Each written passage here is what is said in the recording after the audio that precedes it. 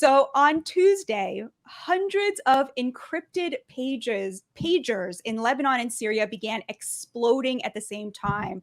Lebanon's health minister said on Tuesday that at least 9 people had been killed and 2,800 were injured. And the reason I'm smiling is because the pagers belong to the members of the Iran-backed terrorist group Hezbollah. And then just 24 hours later, a second wave of thousands more explosions again went off simultaneously in Lebanon. This time it wasn't just pagers, but walkie-talkies, and they all belong to Hezbollah terrorists. Here's some footage of the attack, which everyone believes was carried out by Israel, though they have not officially taken responsibility yet.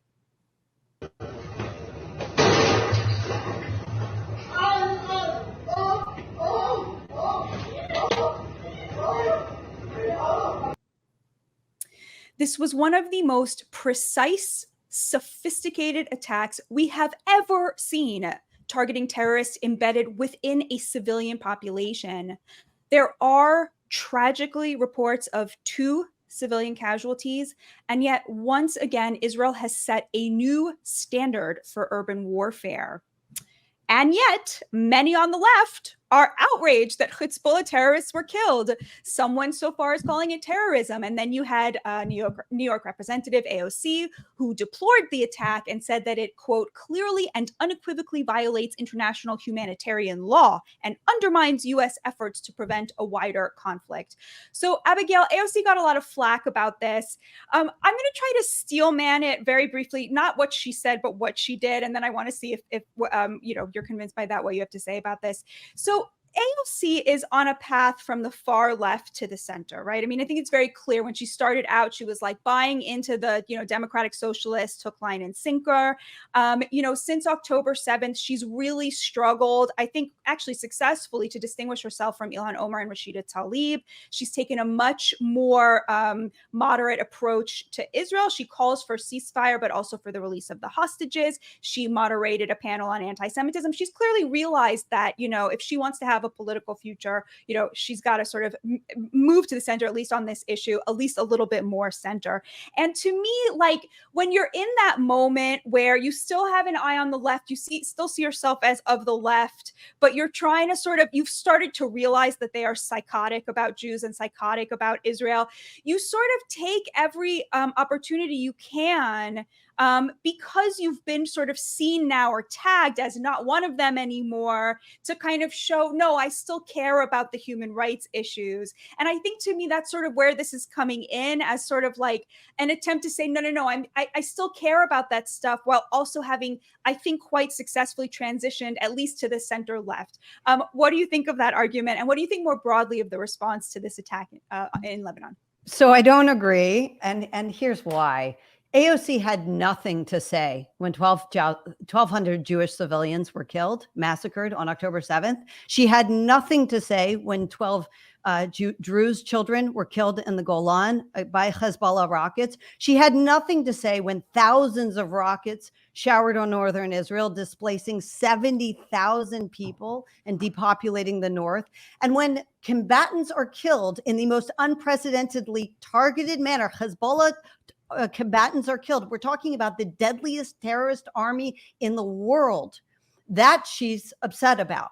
And the truth of the matter is, I mean, she tweeted out that this was Israel's pager attack on Lebanon, as if these were disembodied pagers or civilians were holding them.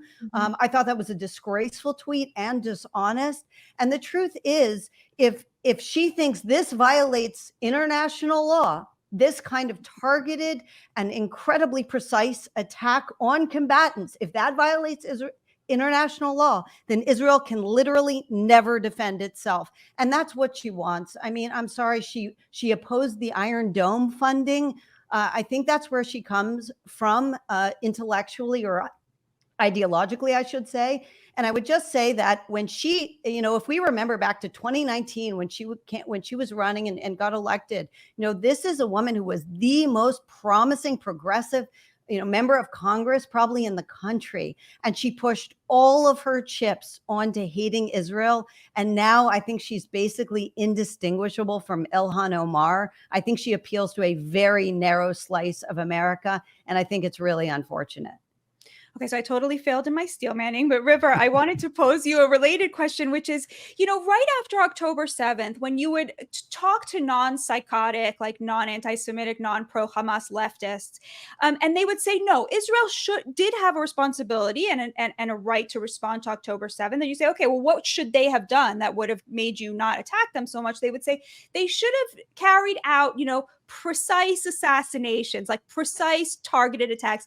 And now that Israel has done precisely that, you notice that the same people have moved the goalpost. They're just as upset. They're calling this terrorism. And suddenly it's like, but who will think of the terrorists' testicles, right? Like it's very, that's kind of how I'm reading the room. There's been no acknowledgement of the achievement here. What is up with that? And what do you make of the way that this is playing domestically? Does this help Harris or does this help Trump?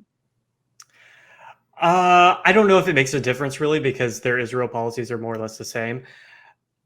As for honestly, I think that if you are a critic of, Israel's policy in this war, I think this is definitely preferable to, some of the bombing campaigns that have happened in Gaza, because I think anybody, even if you support Israel, you have to acknowledge that civilians were killed in those strikes. And to my knowledge, no civilians were killed in these pager strikes. So, I think that should probably be viewed as a positive.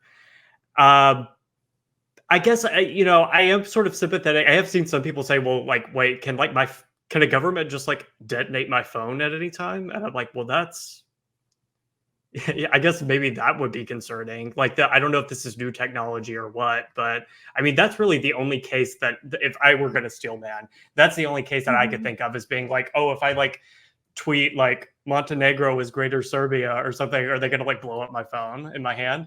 But I think you're right. Well, actually, just to address that point, so there were 2 civilians, I believe, who were killed, 2 children. But I saw that as well. People, on the left saying, this is terrible. Can Israel just, but I'm looking at my phone differently. But actually, the reports about how much planning went into this are astonishing. And Michael, I want you to walk us through a little bit more of this if you've read up on this. Yeah. But it seems that what Israel did was the Israelis created a shell company which posed as a Hungarian company building devices in Taiwan, and then started shipping the pagers out to Lebanon back in 2022. And then Hassan Nasrallah became paranoid that the Israelis were going to be eavesdropping on regular cell phones and started pushing all of his terrorist operatives to start using pagers instead. And so the Israelis were able to ramp up.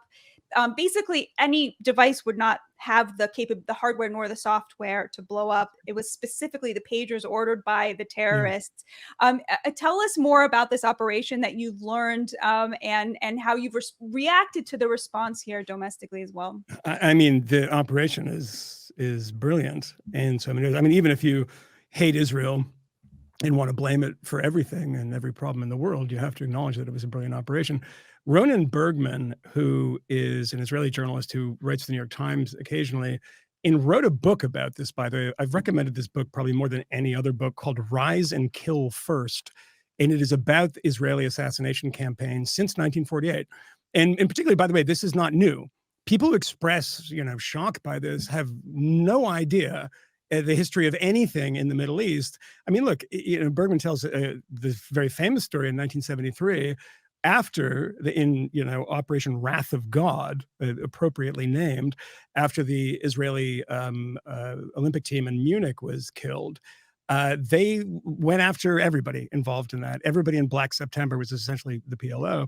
PLO representative in Paris in 1973 was giving an interview to a journalist who was not a journalist, who was a member of Mossad.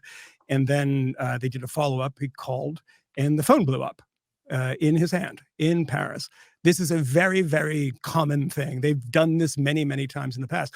What is especially interesting about it, and what you really have to marvel over, is that the company, and this is the most Israeli thing in the world, the company was actually selling pagers to other people.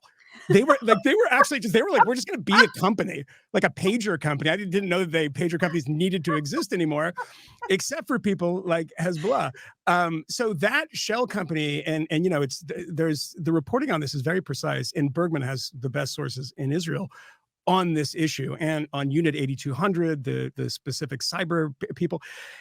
And what you see is that there was no way a single one of these pagers was going to get into the hands of somebody in an ownership way. I mean, somebody in your house can take it. That's the reporting, that a child died by picking up the pager. That there was no way. I mean, they're all going to Hezbollah. I mean, people don't use pagers anymore. People said, oh, but doctors sometimes use pagers. I haven't heard any reporting, and they like to, I mean, Hezbollah likes to make things up in the same way the Gaza Ministry of Health likes to make things up. I've seen no reporting that said doctors have been killed in this. But look, the discourse on this in America, to your point and to Abigail's point, is embarrassing. It's just straight up embarrassing. And the reason is that you realize, and they show who they truly are when something like this happens, because they demand, precision strike happen. And you say, well, no, this is terrorism. It's like, well, no, these are actually combatants in a war, they've declared this war against Israel. The episode of Honestly, the podcast that we do here at the Free Press, that went up this morning, was me talking to the New Yorker writer Dexter Filkins, who wrote a piece in July, I think, from Lebanon, where he was with the members of Hezbollah, and he asked one of them, "What is the goal? I mean, what would satisfy you?" And this Hezbollah leader said, "The last Jew to leave this stretch of land, and then that's it." So you have to understand, this is obviously what they're doing, and this is what they want. They want the destruction of the country. And as Abigail pointed out, not a lot of tweeting, by the way, when 12 Druze children were killed on a soccer field. Look at the images from those funerals and tell me that, I mean, that was one weapon that did one thing, and it killed children. It didn't do anything else. There was not, collateral damage. So all those people, by the way, say, oh, he's killing people next door. It could blow up a plane. This is what I heard. What if they were on a plane? There's no signal on a plane for a pager, but whatever. This is a really long tweet thread I saw the other day with lots and lots of retweets. Look at the video that we showed here. There was someone standing right next to that guy, right next to him. Go back and watch it, like literally inches. And he just runs away and is like standing there. Of course, nobody goes and helps the guy, by the way. The writhing Hezbollah guy, leave him on the ground. But yeah, nobody helps him out. No, it's a great point. People should go and watch that video. River, I cut you off. Final thoughts. Maybe talk to us a little bit about, like, in an election cycle where the top issue is the economy and immigration and inflation. Is foreign policy going to matter at all to voters? I don't think so. I mean, maybe if you're like the guy who tried to shoot Trump, or like, somebody else who really cares about like the Ukraine war, maybe. But I don't know. Maybe I'm wrong. I don't see a big. Well, I take that back. When it comes to like the two wars that are happening on Israel, I don't see a big difference between Kamala and Trump. Trump on Ukraine is more dovish. I think he said he doesn't care who wins. He just wants the war to end or whatever. So I guess if that's your position, you really care about it enough for it to switch your vote. Maybe you would vote for him.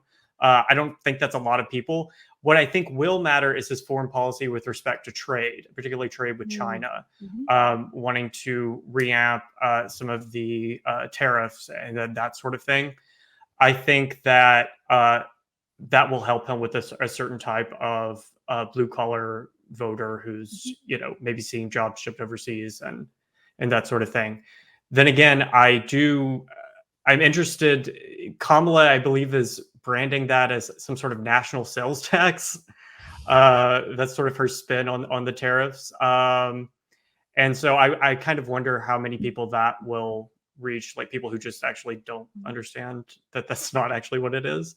So yeah, I think that will matter. But the two wars, I don't think will be that decisive.